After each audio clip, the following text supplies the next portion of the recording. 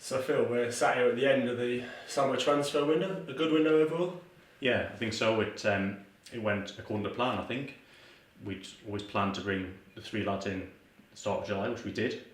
We always planned that we'd transition out players with 1 year to go, which Jake and Butts, which we did, and the two lads we brought in at the end of the window are players that we wanted to bring in for a long time, and it just took a long time to get there. I mean, you mentioned about it taking a long time to get there. How important is it to get the right player in, no matter how long it takes? Massively important. I mean, we could have done. I think we said it a lot. Dean's been saying a lot in his press conferences. We need a wide player. We could have brought a wide player in a long time ago. We knew the wide player we wanted, and we've gone and got that wide player. So the most important thing is to get the right player, not just any player for the team. And how difficult is it to hold your nerve in a way, going, especially with no loan window as well this season?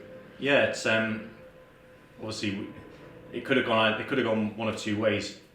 Palace could have said, you know what, we haven't got the players in, or we need Sully for our team, and they would have been within the rights to do that, and there was no guarantees that he was coming out. So we just had to be patient with it, and I think we got our rewards for that. With Rico, again, it was one which was probably always going to go down to the very end of the window, because Walsall were always going to wait, and they were going to try and get the best possible price. So they weren't going to accept any price a few weeks ago. They were going to wait until now. So we had to be patient again on that one. And touched on it there, that there is no loan window this year, so obviously the squad at 11 o'clock tonight is the squad until the 1st of January. Yeah. I mean, how does that change things from your point of view? And with a B team rather than the development squad, how do you think we're placed as a club for that? So I think, two things there. One is, it was a bit unclear how clubs, especially the bigger Premier League clubs, would react to the fact they were unable to loan players after the end of the window. So my initial thought was, a few months ago, was that all that would happen is, players like Swift, who we took after the end of the window last year, would just be brought forward, and we'd have to do it earlier. But also in the back of my mind, I also thought maybe clubs might be a bit conservative and just think, you know what, we're better off holding a player than letting him go, because it's the same for those clubs as well. Once the window's closed, they can't change things as well. So that's the first part of the question. So it could have gone either way, and we might not have got the players we needed, in which case, it might have looked, we might have looked like we couldn't do the business, but it was a risk we were willing to take, because we wanted a top player to come into the team, not a player to come in the team. The second part, in terms of the B team, so I think the games that the B team are playing right now is perfect preparation for those players to develop and be ready to come into a championship football game, because they're playing very, very good opposition.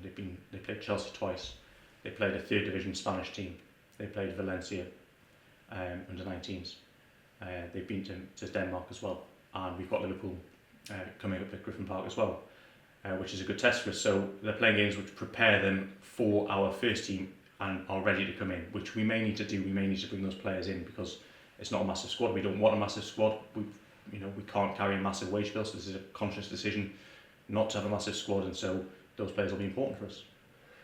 And another bit of news that's been announced today is Ryan Woods signing a new 4-year deal. So Ryan Woods has signed a 4-year deal, Rico Henry signed a 5-year deal. How important are those contract lengths for the club moving forward? Very important, because I think Rasmus has touched on this in interviews he's done in the past, that when we came in 15 months ago, the situation was a lot of players had 1 year, 2 years to go on their contracts, and most of those players, the first team players, weren't signing new ones.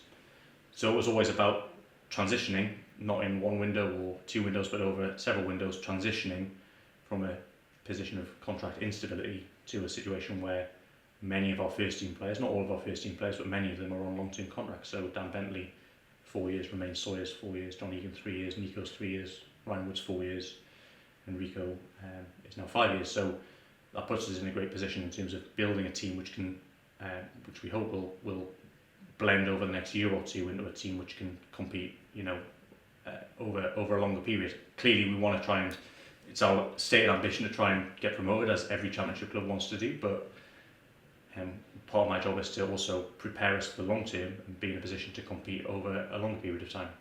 You mentioned obviously preparing the team to compete in the Championship, but a long-term view, it's also the age of those players. It's a very young, hungry squad that's here at Griffin Park now. Yeah, and they'll come together and they'll get better over time. So they'll improve together, I hope.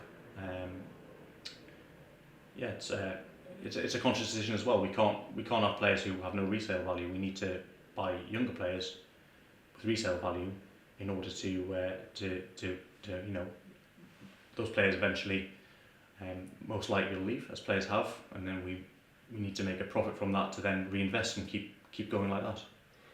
And in general, the market that Brentford are in at the moment for players, we saw Aston Villa sign a player for £15 million from another Championship club. That just shows what, as a club, we're up against in this league. Yeah, I think I've been watching the market, involved in the market, but watching it as well from afar in certain places, as everyone else probably has been, and been amazed by what's going on. It's been completely crazy, the prices that have been quoted and been paid. So when you look at that and you think, well, we can't go and do anything like that, it makes us look like, I think we've done good business. 1.5 million for Rico is with his potential. You know, it's very good money for a 19-year-old now, but it's the potential upside on Rico in terms of what he can add to our team, but also potentially could be worth in the future to us. It's a very good. I think it's a very good price.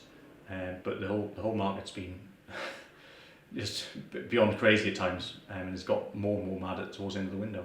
I mean, you mentioned Rico again. Obviously, he's come to the club with a shoulder injury that means he might not step straight into training and the match squad. Was that ever a consideration for his deal? Well, we looked really carefully at it, and we got a consultant to give us a proper opinion on it. And when he came to Zeal Medical, we knew of the problem, but we wanted to check how long he was going to be out for. And it's a risk. There is no risk. I mean, we're very confident that problem will resolve over a period of time, and we're not certain as to how the exact treatment that will be needed and how long exactly he'll be out for. All I know is he'll not play. He'll not play for a little while for certain. So there'll be updates on that as we go. But you know, he's on a 5-year contract. He's here for the long term. We've got 2 very good left backs anyway at the club, one on loan, so it sets us up in the position for the long term.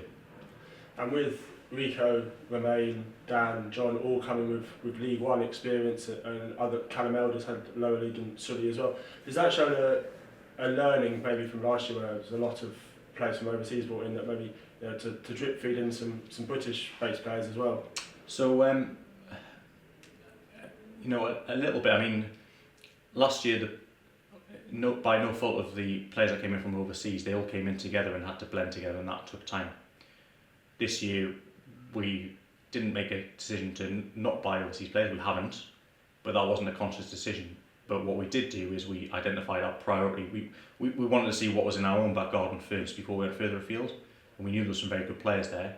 We knew there were some very good players who, you know, were coming at the end of contracts, and we made those players priorities, and we've got almost all of them. So the fact that we were able to get our first targets here meant that we didn't really need to go overseas for anyone this time. But in future, you know, especially if the English market continues to be expensive, then of course we'll have to look at both options.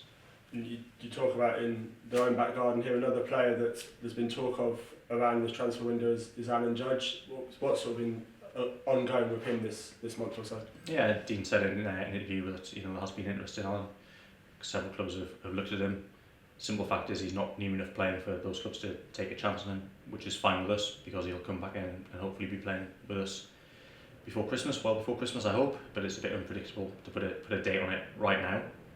And then I'm sure that there'll be clubs again looking at that, want to see him play some games, and then look at him in January. But when we get to January, again, there's no guarantees. We'll all know that as it stands, he's out of contract next summer. There'll be, you know, as there always is, there might be a price to buy him, but equally, if we're high in the league, we may take the decision to, you know, gamble and try and get promoted if we're in that position. So we'll have to look at that January. So, you know, there's a lot of things can happen between now and January, but we'll see what the situation in January with Alan. And another former Brentford player who's been in the news this week is Alfie Mawson. Yeah, so with Alfie, I mean, the price again, you look at it and think, wow, in many ways. The situation with Alfie when Rasmus and I came to the club again May last year was that he had already been offered a new contract by Brentford. He turned that down. He didn't think that was, first of all, that the contract was anything like what he would want to sign. He also wanted to come play first team football, which at that time we couldn't say anything about that. So he'd already made his mind up to leave. So our job at that point was to try and get the best possible compensation agreement with Barnsley, which I think, you know, I'm really pleased with the deal that we did, and you know, we've benefited from him moving this window. And just very finally for you, now the window's drawn to a close, a big sigh of relief. Yeah, I mean, relief in that we got the players we wanted in the end. You know, it's been an interesting one. It's been a bit touch and go at the end, but yeah, I look forward to a week off, and then we'll get on some other things, and at least we know that we're not buying anyone, we're not selling anyone, we're not loaning anyone in or out, so we can focus on some other things, other projects at the club for the next few months.